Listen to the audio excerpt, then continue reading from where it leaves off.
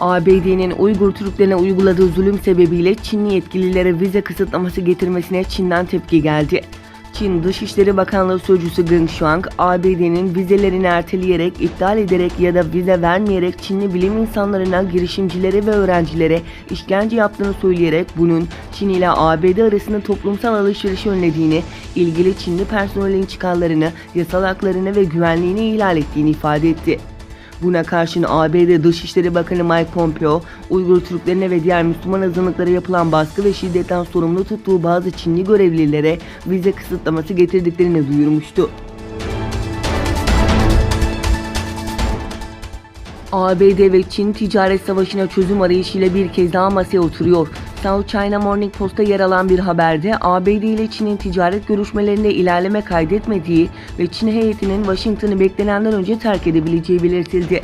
Haberde Washington'da pazartesi ve salı günü yapılan tartışmalarda Çinli yetkililerin ABD için kritik önemdeki teknoloji transferi hakkında konuşmayı reddettiği belirtildi. Rıza dışı teknoloji transferi iki ülke arasındaki ihtilaflı konuların başında geliyor.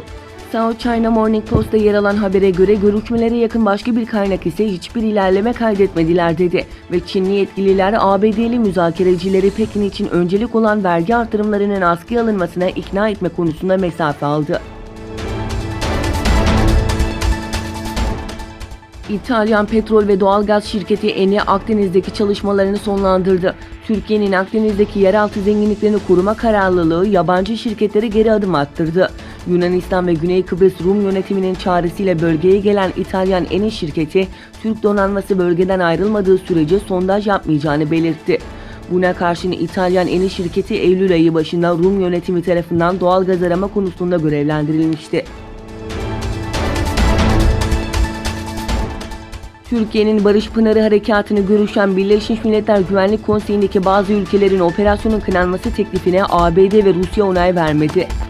Nitekim Türkiye'nin güney sınırında oluşturulmaya çalışılan terör koridorunu yok etmek ve bölgeye barış ve huzuru getirmek amacıyla başlatılan Barış Pınarı Harekatı görüşmesinde Birleşmiş Milletler Güvenlik Konseyi'nde bazı ülkelerin operasyonun kınanması teklifine ABD ve Rusya onay vermedi.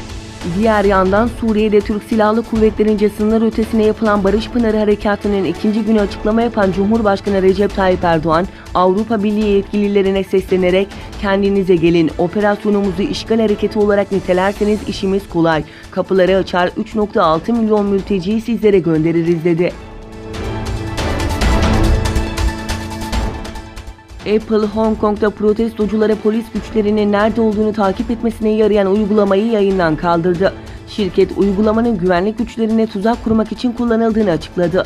Nitekim Çin Devlet Gazetesi uygulamaya izin verdiği için Amerikan teknoloji devine sert eleştiriler yöneltmişti. Söz konusu uygulama, kullanıcıların polisin ve protestocuların yerlerini gerçek zamanlı olarak yükleyebilmelerine ve takip edebilmelerine olanak sağlıyordu.